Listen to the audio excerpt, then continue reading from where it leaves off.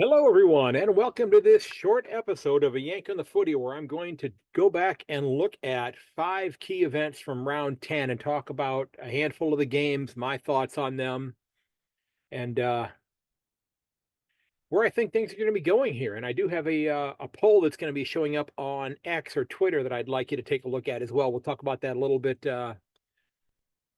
later on in this short episode. Now, folks, I do hope you'll head over to my website, ayankonthefooty.com, and get on the mailing list. I do hope you'll share the podcast with your friends and family as well. And if you like the podcast, I do hope you'll take a few minutes and leave a 5-star review for the podcast over at my website over on Apple Podcasts. It'd be a huge help for the show if you would do that.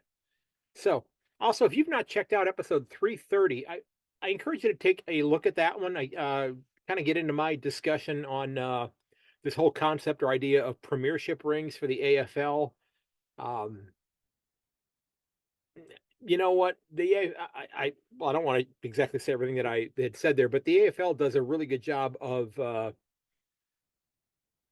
what they do with their game with regards to awarding premiership medals and things of that nature. So I'm not sure if anything actually needs to be changed or not, but I hope you'll take that. I'll listen to that and let me know what you think about that. So these are 5 games that I wanted to discuss. I wanted to touch on real quickly because it was a great weekend for footy. I got to watch, I think, 6.5 of the 9 games. I'm going to try to watch the rest of them this week.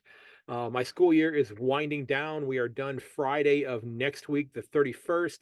And I actually start my summer job coming up on the 25th of this month. So this coming Saturday, um, I'll be working at the local amusement park again. And getting out and working on putting again aside some money for my trip to Australia next summer since I'm not able to go this year. As many of you know, I did have hernia surgery about a month ago, and I got the okay from my doctor to get back out there. And he said, take it easy. If you feel any kind of a twinge, go ahead and slow down a little bit. So I headed over to the park today. I talked to the people who are full time over there, and then I took a walk around the park, and there must have been 100 school buses with students from all over Ohio, Michigan, Pennsylvania, Indiana,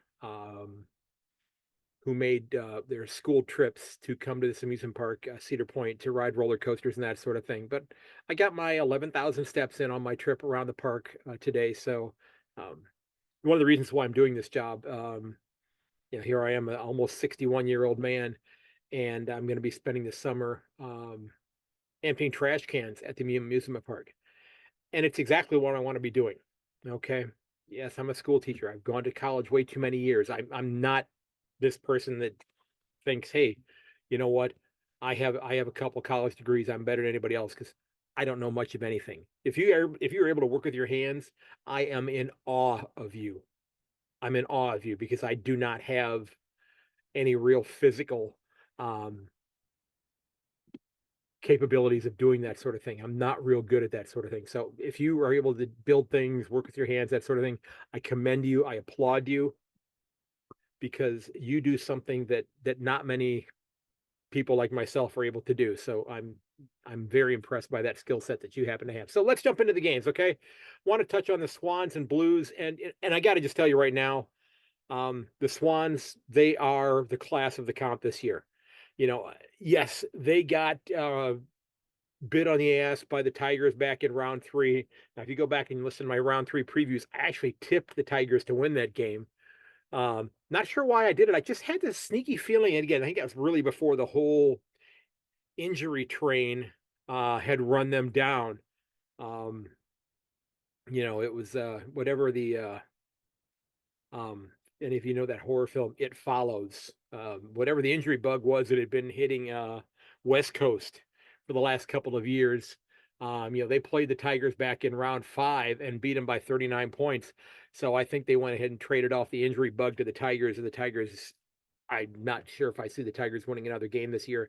And quite frankly, they might be getting a wooden spoon this year. But back to the Swans, I am thrilled for the way that they're playing. I think the addition of Brody Grundy to this club has been phenomenal for them. Is he going to get back to his all Australian ways? I don't know. Maybe not. But being outside of the footy media bubble that is Melbourne, or at least what I have been able to surmise is Melbourne, I think is probably a really good thing for him. Okay. And if you are a Swan supporter, while you may not want to admit this, I think you might quietly be nodding your head to yourself. I think the Swans in 2024 are much better off right now than they would be if they still had a 2024 version of Buddy Franklin on the side. Now, and I am not taking away anything from Buddy Franklin, one of the most phenomenal goal kickers who've ever played the game. I've watched a lot of highlights from him. Again, much of his success was before I started following the game when he was with Hawthorn. Just an absolutely iconic player. But if you're somebody who watches the game and you watched it over the last many years as Buddy began to wind down his career, at least I picked up on this, at least I think I picked up on this. It sure seemed like there were many instances where the club felt like they were compelled to get the ball to Buddy at all costs. To get the ball to Buddy, it's time for Buddy to go score, rather than getting the ball near the forward 50 and going, it's time for the Swans to score. Okay, so I think the fact that the having to get the ball to Buddy is no longer that specter hanging over their head. I think this club is going to be much, much better off for it. Okay, now I wonder what's going to happen to Luke Parker in terms of how many weeks he's going to be missing. So, yeah, it looked like a really, really dumb move on his part in the VFL contest there. So, and it sounds like it was a pretty significant injury for the player that he hit as well.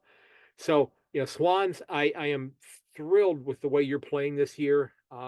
It's impressive. Blues, and I've said this about the Blues before, I still think they really need another consistent scoring threat to take some pressure off of Charlie Curnow and Harry Mackay, because it seems to me that the club is, not to necessarily say that either one of them are Buddy Franklin, but it seems to me that they have to almost every time they come in inside 50, not every time, but almost every time, they've got to get the ball to one of those players in order to kick a goal for them. And I just wonder if this is something that they could go ahead and fix by bringing in a young small forward. And again, I'm not advocating that that these players go to this club, because again, I don't know their contract status, but think about if you were able to plug in a Kazi Pickett, or perhaps and I'm drawing a blank here, Tyson Stengel to an extent, but who was the other one I was trying to think of? Charlie Cameron. There was one other one I was trying to think of besides Charlie Cameron, but he popped into my head as well. I'm drawing a blank right now on that, but plug in somebody like that who's a pretty good goal sneak and is able to, manufacture goals on their own. That would change things phenomenally for the Blues, I think. Okay. Now I wanted to talk about also the Port Adelaide and Hawthorn game. And I know if you're a Hawthorn supporter and as a Cat supporter, I know that I'm supposed to be celebrating the fact that Hawthorn lost. I generally don't want to celebrate clubs that are behind us on the ladder losing. The ones that, Port's a little bit behind us still on the ladder, but they're a heck of a lot closer than Hawthorn is right now. And if you are a Hawk supporter, you've got to be pretty thrilled overall, because your club showed you quite a bit of what the future is going to hold. Okay, they showed you quite a bit of what the future is going to hold for this club. So I'm pretty thrilled to see what they had going for them. I know all the discussion that's going on right now about Blake Hardwick getting moved out of the attacking zone.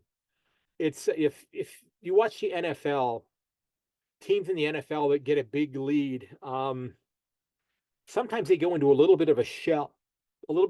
They go into what they call the prevent defense, meaning that if you watch the NFL, the defensive backs who are guarding the receivers, they will play a little bit deeper, a step or two deeper, and allow the offensive quarterback to throw the ball underneath to the receiver and pick up 8 yards, 9 yards, 10 yards, but not letting the team get that 30-yard play and that sort of thing.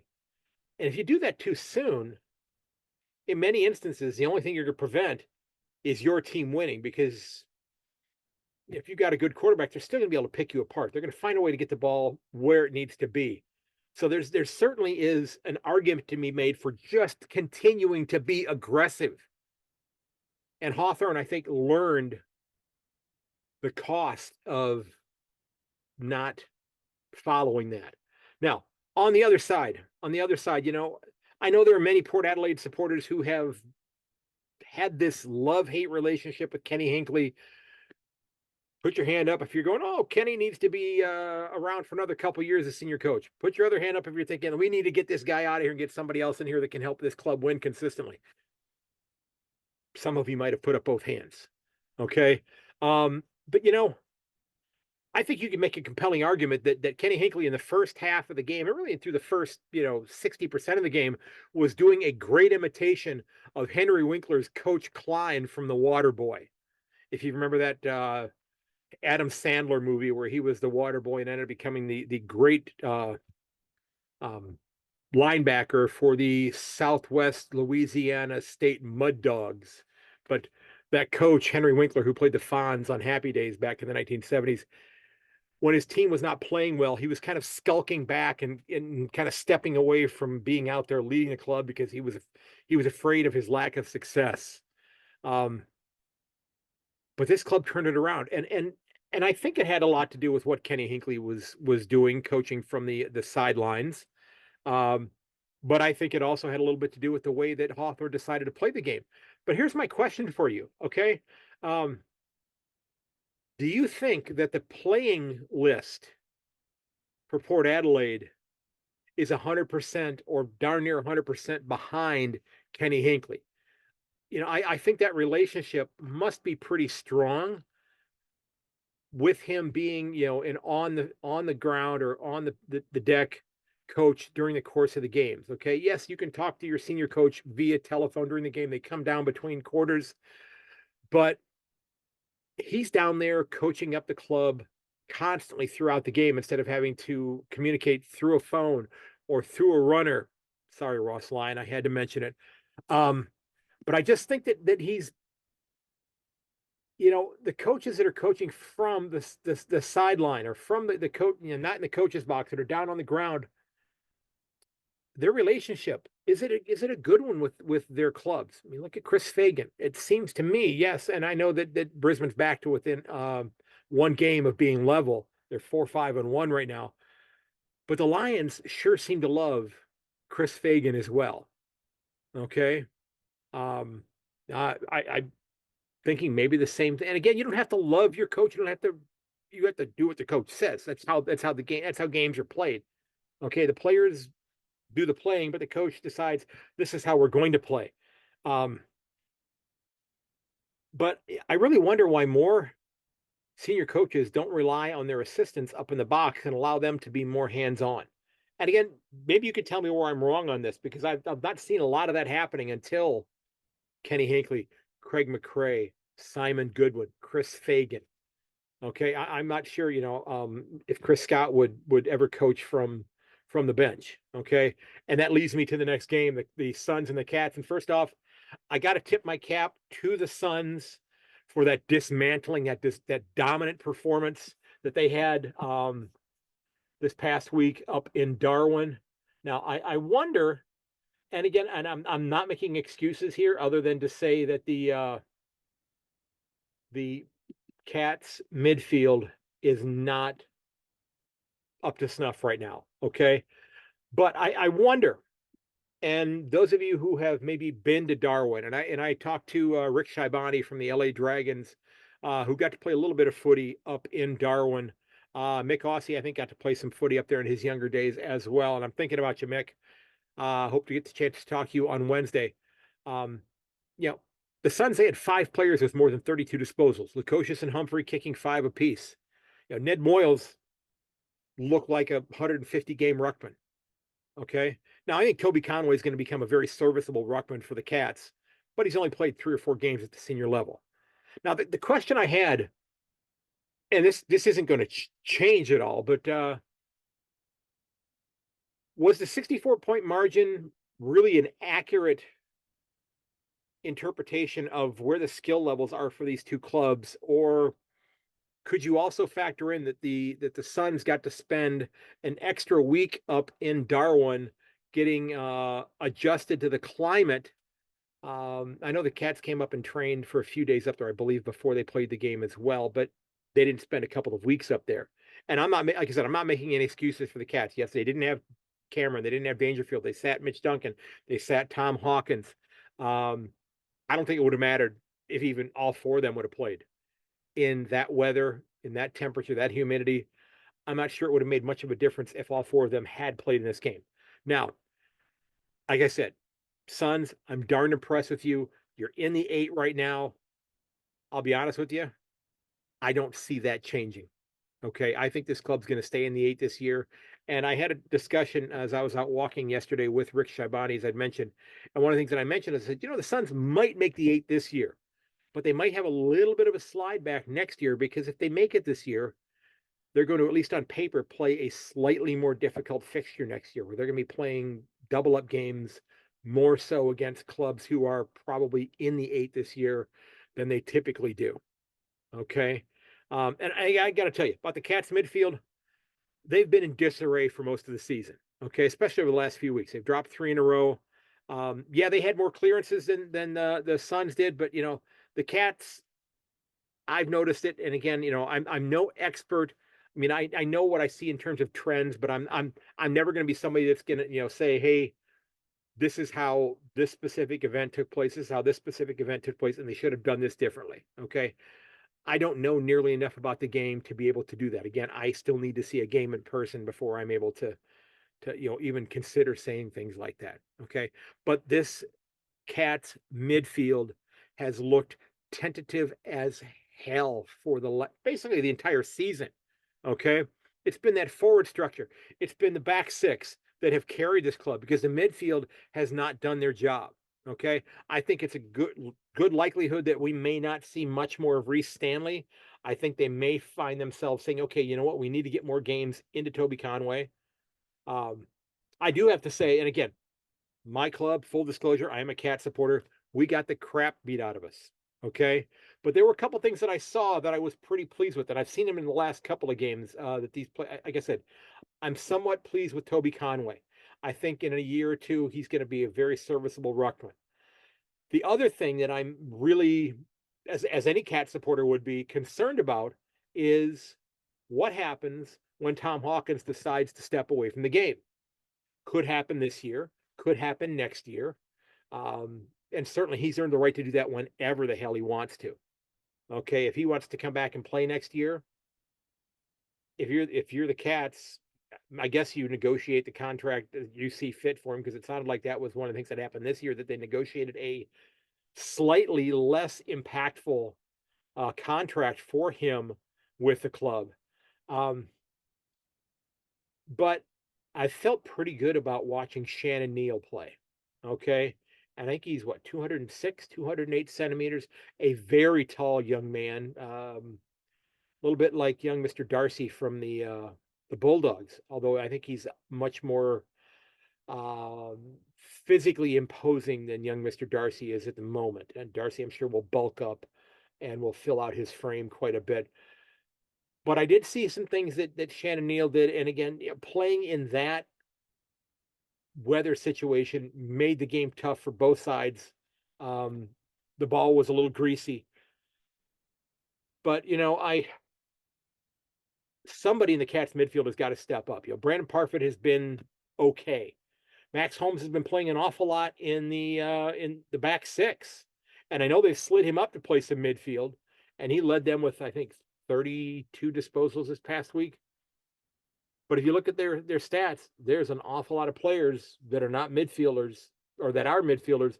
They're not anywhere close up to the top of that list in terms of having a lot of disposal. I mean, Parfit had 20. Okay, Jack Bowes had 21. Myers 29, Dempsey 25, Tom Stewart 21, Tom Atkins 18. Yeah, and I've always thought that Tom Atkins is one of those hard-nosed players that is not afraid to stick his nose where the ball is. He's not the talent that Patty Dangerfield is, but Patty Dangerfield has had a career where he's not been really afraid to stick his nose in there to go get clearances. Atkins has done an awful lot of that, and again, I'm just a guy sitting in a closet in Ohio talking about this. So I'm not somebody who knows everything, but I would almost think that they would have to consider getting Atkins in there just to start going after the ball and preventing, if nothing else, preventing the other club from just getting a clean break on the ball from the center bounce. Okay. And the Cats, they've dropped three in a row. They didn't really compete very much with Noah Anderson, Tuke Miller, and Matty Rowell. Yeah, they started out this year 7-0. And they may very well find themselves dropping their fourth game in a row because you've got the Orange Tsunami coming to town, who've got their own problems as well, also having dropped three in a row. Now, the next club I wanted to talk about are the Essendon Bombers. And, they've climbed up into the second spot, which is going to make the principal at my school very happy. He's an Essendon supporter. He's stoked about that. And if you looked at the ladder at the end of round 9, their percentage was still down in the low to mid 90s. They've now raised it up to, I believe, a little over 103. So they added quite a few percentage points in. And they've got their percentage very respectable in comparison with the other clubs that are the 8, because I'd been advocating the fact that, that this club had, they've had a draw. So they were going to need to win themselves at least another game or get another draw, if you will, to try to pick up extra points on the ladder that were going to be necessary because their percentage had been so low. Now, of course, last week they played the Roos. This week, if I'm not mistaken, they play the Tigers. So they have an opportunity to possibly, and I'm just scrolling and looking at the fixture right now here for them. I believe they do, in fact, play the Tigers at the MCG on Saturday night or Saturday morning, my time. They're going to add on their percentage as well. I know that this is a great rivalry, but the Tigers are a lot like the as I mentioned before, they're a lot like the Eagles have been in the last few weeks. Okay. So I think Essendon is, Kyle Langford has been a revelation for them. He's knocking down 2.5 goals a game. Todd Goldstein has come in and basically taken the ruck position away from Sam Draper before he got dinged up. And Ben Mackay, it's been great and again, if you're a North Melbourne supporter, yes, the thing you got out of that was the number 3 pick, which you can certainly debate whether or not that was something that should have happened. But Ben Mackay has been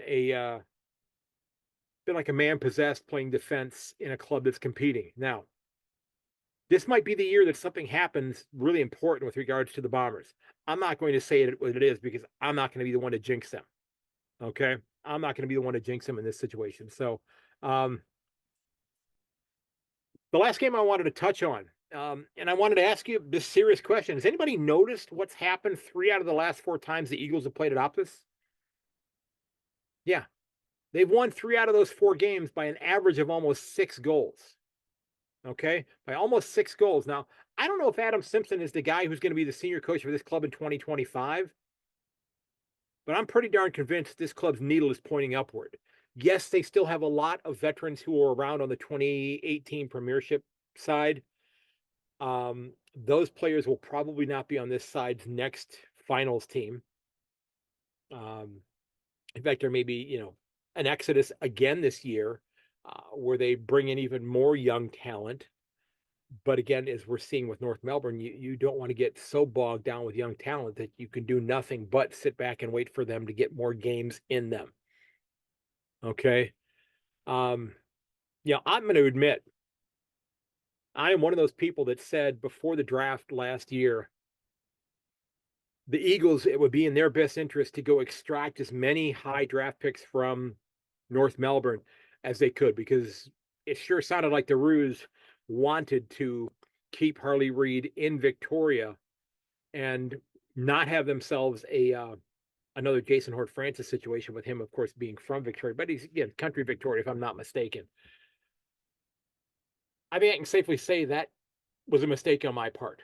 Okay. You know, have you heard the saying, that a rising tide raises all boats? Well, I think Harley Reid might be that raising tide because he's making everybody around him play better. And this has become a club that's fun to watch. Okay. They're excited. They've been beaten down and downtrodden and devastated by injury for the last 2.5 years. That I understand. As a Cleveland Browns fan who has spent a lifetime waiting for them to play in the championship game, not even win the championship, but just play in the championship game, the Super Bowl, it's had to really suck to be an Eagles fan the last few years. As you're watching this storied franchise, this storied club, just continue to stub its toe and fall over itself and not be able to get out of their own way and be devastated time and time again with injuries. This is a proud organization. It's one of the wealthiest clubs in the competition. They've got one of the biggest memberships. And, are they playing finals this year? I doubt it. Okay, I doubt it, but they do still play the Roos 2 times this year. They play the Hawks, and I'm not quite ready to say that they're done yet, but they also play the Saints twice this year. Okay, this club could win all 5 of those games, and if they could steal another win or two, well, another 2 wins, they could at least finish with double-digit wins. And I'm going to guess that not many of you had the Eagles getting double-digit wins in 2024 on your bingo card, because I know I sure as hell didn't. Okay, yes, they've only got 3 right now, and they probably won't get to double digits, but they are definitely pointing in the right direction. Okay, they're definitely pointing in the right direction, and they've almost become. We used to have a TV network here in the United States that would they were so boastful of the programming that they had on that they would call like their Friday night lineup of TV shows or their Tuesday night lineup or whatever it was. They called it must see TV. That you couldn't not watch that. And if you're a Footy fan, even if you're not an Eagles supporter, watching the Eagles when Harley Reid is playing is almost like must see TV because you want to see what that kid's going to do next. You want to see what the players around him are going to do next because they're improving. He's raising all of those boats. Okay. So I'm really excited to see where the Eagles end up this year because it's just fun to watch his maturation. And again, he's only played 8 or 9 games, 9 games, I believe. But it's just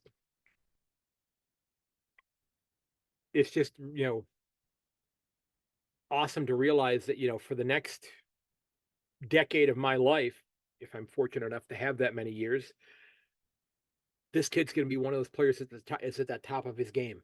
Now, will he be with the Eagles his entire career? I have no idea. I think I would like to see that happen. I'd love to see players be able to stay with their clubs that have drafted them. But again, when the time arises, he will have earned the right to decide where he wants to go play if he decides not to stay with the Eagles. Okay, so those are just my thoughts on a handful of games this week. You'll have to let me know what you think. You can head over to my website at ayankonthefooty.com and leave a comment there. You can leave me a voicemail over on my website as well. You can shoot an email to me at ayankonthefooty@gmail.com. Now, over on my Twitter page on X, I have a poll that I've put up there, and I'd love for you to check it out. I'd love you to share your thoughts and vote on it as well. Okay, now many of you know that I became a Footy fan. I started following the game in 2016. I chose to become a Cat supporter in 2017. And, one of the goals of my podcast is trying to encourage Footy fans, people who have not become Footy fans, people who have not followed the game yet, to discover this game, what I think is the greatest game on the planet, and check it out and become fans of the game. So the question I'm going to have over on Twitter is this, okay? If someone not unlike me in 2016 was just starting to follow Footy and they were looking for a club to support, which of these 4 downtrodden clubs would you encourage them to be a supporter of? And I guess in a kind of a backhanded way, I'm asking you, which of these clubs is playing finals first? So the Eagles, the Roos, the Hawks, or the Tigers? I'd love to get your take on that. Okay, so again, head over to my website. I'm sorry, head over to Twitter or X and find me at Yank_on and vote on that because I'd love to hear what your thoughts are on that. If you want to leave a comment as well, I'll spend a little bit of time on the round 11 preview episode, sharing some of your thoughts on that as well as we go forward. Okay, so again, there's my takes on a handful of things that occurred during round 10. It was a great round of footy. I do feel for you, Hawthorn supporters. I'm going to guess your coach probably does not, Sam Mitchell does not allow that to happen again. Um, Reach out to me over my website at ayankonthefooty.com, at ayankonthefooty@gmail.com. Give me a follow on my socials, if you will. Share the podcast with your friends and family. Ladies and gentlemen, look out for one another. Give your friends a call. Check up on them. Make sure that they're okay. Those phone numbers are in the show notes for every single episode of my podcast, whether it's on YouTube or out on my podcast host, okay? You can find everything over at my website, ayankonthefooty.com. Get on that mailing list, leave a review. If you want to help out the podcast, you can certainly do that. Click on that Buy Me a Coffee button as well. And if you'd be a great guest, or you know somebody who'd be a great guest, I'm always looking to talk with people who played the game previously. I've had, several dozen former AFL players. I mean, not several dozen, a couple dozen former AFL players. I've had a lot of people who played local footy at the highest level of local footy as well. I'd love to chat with you. So drop me a note at yankonthefooty at gmail.com. Okay. All my socials are linked over on my website. And folks, thanks for checking this one out. And as always, may your dribble kick never hit the post. I will catch you later. And thanks for checking out this episode of A Yank on the Footy. Thanks for listening. And I do hope you'll share it with your friends and family. And until next time, cheers and goodbye.